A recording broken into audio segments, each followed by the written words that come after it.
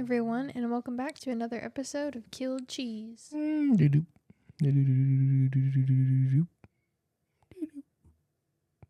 You're welcome for that. Today, our scary fact. Are you ready for this? I'm ready. It's nasty, but it's possibly true, according to Reddit, that you don't actually smell dead or rotting animals. You are tasting the particles in the air. So you have taste buds in your nose? Taste buds in your... Because if you smell it, it's in your nose. No, well, technically, I mean, there's things you can taste, but you feel like you smell too. It's a little weird. Well, your taste and your sense of taste and your sense of smell go hand in hand. That's why you can plug your nose and you don't taste anything. Maybe you taste it, but you feel like you're tasting it, but you feel like you actually smell it. But then you can like smell candles without tasting them. Or maybe you're tasting candles. I don't know. Fuck it. Whatever. That one made Reddit no might be sense. true, but better not. Reddit may lie to us today. Speaking of Reddit. Either way, what's our story today? From Reddit, no sleep. Of course. I'm a long-haul truck driver. My truck is heading toward a runaway ramp, and I'm not the one driving. I don't love that. This Not at all. is Marie me. A what? The username. Oh. _Marie_me. Okay, Marie, what you got? Marie. I'm a long-haul truck driver. My truck is heading toward a runaway ramp, and I'm not the one driving. Let's see. I drive long-haul. I'm a woman, 28, and I've spent most of the last 4 years alone in the truck. I eat sunflower seeds and crack the shells with my front teeth, and my dentist told me numerous times that doing so will eventually ruin them. Probably. Yeah, They're good, though. So it's all right. Still, I have to fit into the trucker stereotype somehow. I know my truck the way you know your own hands. I know what my truck sounds like from the outside and from the inside. I know the difference between another rig idling 2 spots over and my own engine turning. I know how my tires sound on gravel. I know how the sleeper moves when I shift my weight. I've stopped for my 10-hour reset. There are federal rules about how long you can drive before the law makes you stop and rest, and the electronic logging device is the thing that watches you to make sure you actually do it. It logs the drive time, location, engine status. You can't push through your hours. I'd already driven most of the day.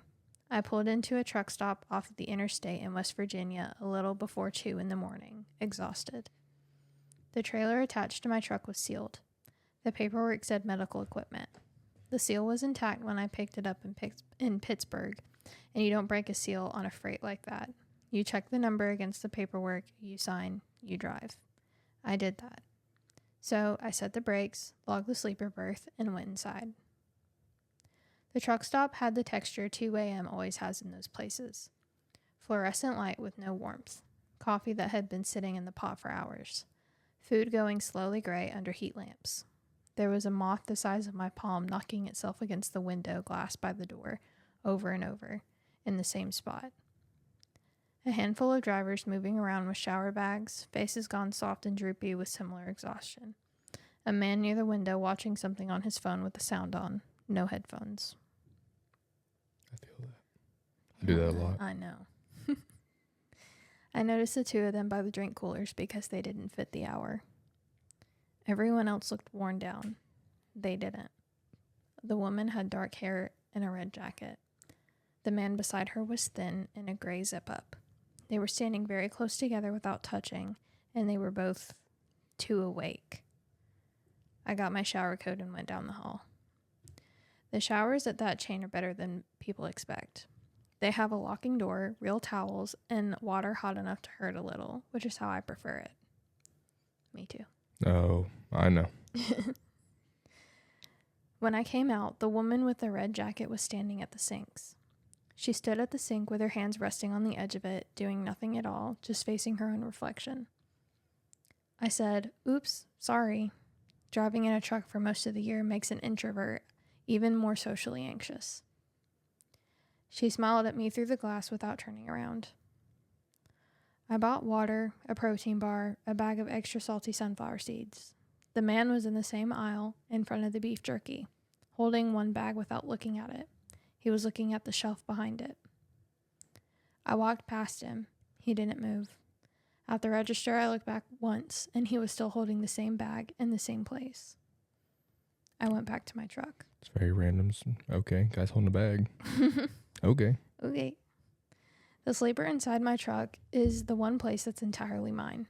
Blackout curtains between the cab and the bunk, a second curtain around the bunk itself because I'm a super light sleeper, a weighted blanket, a satin pillow because of course I want my hair to look nice and the rare occasion I see anyone, a white noise machine the size of my fist, earplugs, a basket of wipes, and lip balm, and even more sunflower seeds.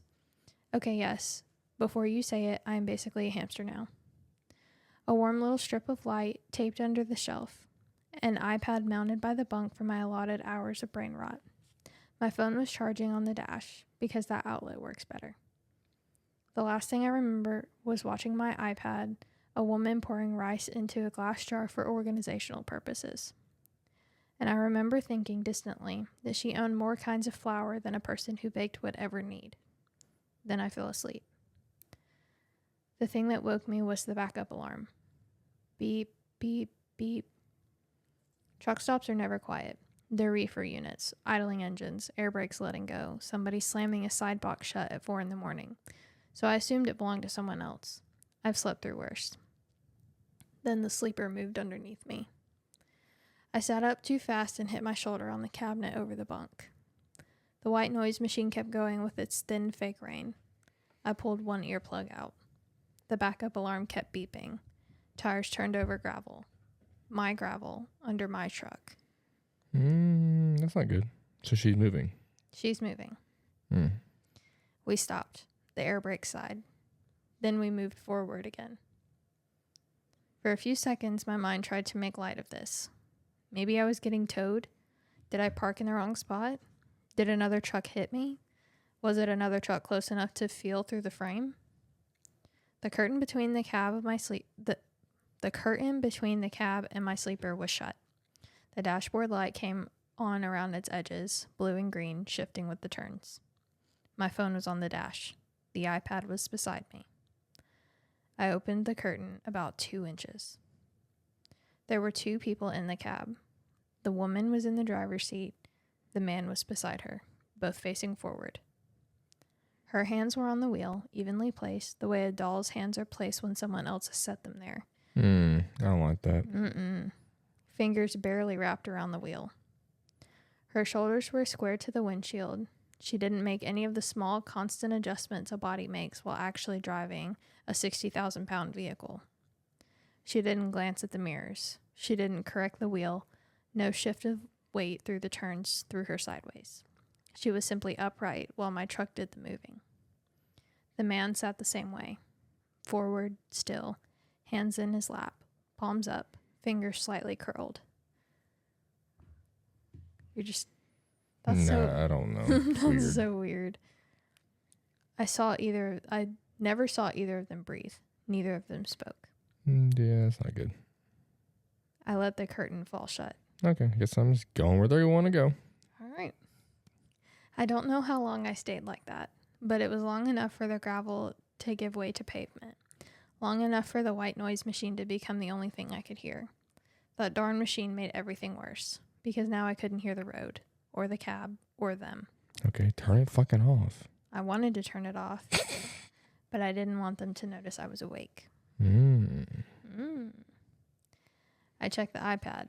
1 bar. My phone was right there, a mere 3 feet away, plugged into the dash. Useless. I opened the curtain again. Nothing had changed. Same posture, same hands. Only the road outside was different. We were past the truck stop entrance now, angling towards the highway. I know the route because I've done it dozens of times, the same way you know a hallway in the dark. There was a flat patch, a bend, then the downward grade starts. Other drivers don't love this stretch. Nobody does. I also knew what came after that. There is a runaway truck ramp.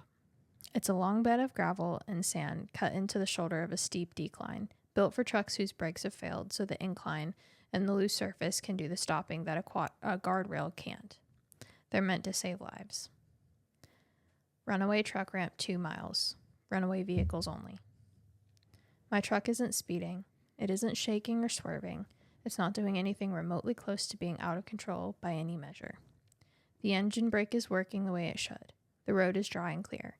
There's no reason for my truck to need that ramp. I think that's where she's taking it anyway. So what, she gonna take the fucking truck and just run into the ramp? I guess. I don't think so. I opened the curtain again because I wanted my phone. Why in the hell do I have to leave it plugged into the dash? I tried to think of ways to yank it out without grabbing their attention. Everything within reach was too short, too soft, or too loud to move quietly. I would say it's completely fucking, they're not talking or anything. I know. When I looked up, their heads started to turn. Ugh, creepy. Only their heads. Their shoulders stayed exactly where they'd been, square to the windshield. Her hand stayed on the wheel. His hand stayed in his lap. Just their heads, turning at exactly the same speed. For half a second, when the dashboard light swept across them, both sets of eyes caught on the light wrong. I stopped breathing.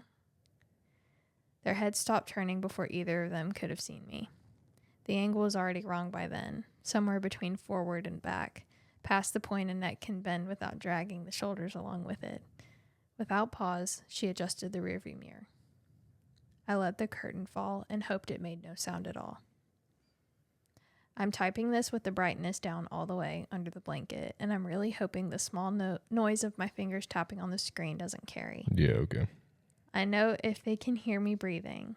I don't know if they can hear me breathing. I don't know why they stopped turning their heads. We passed the next sign a few minutes ago. I saw the yellow of it through the gap in the curtain. Runaway truck ramp 1 mile. Again, I know this road. There's another sign at the half-mile mark, then the ramp itself, coming up fast on the right, a hard climb through the deep gravel at a bad angle. The white noise machine is still running. I hate it now in retrospect. I can't separate the fake rain from the real road underneath me anymore. Every change in the tires, I think we've hit the ramp. Every shift of the engine, I think we're turning. Every time the curtain moves with the air vents, I think it's a hand. I looked again just now. Phone still on the dash. Her still driving. Him still beside her. Runaway truck ramp 1/2 mile. I'm going to try for my phone. Update. We reached the ramp. My truck has come to a stop. They're just sitting still. And that's it. That's creepy. Now what? Question mark?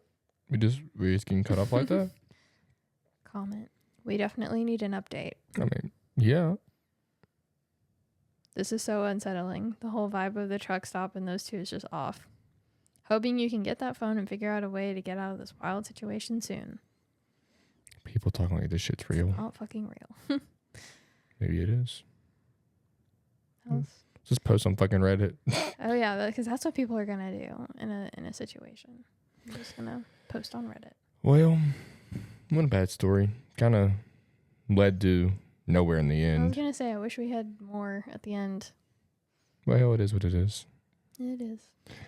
Either way, we will see y'all next time. Bye. Bye.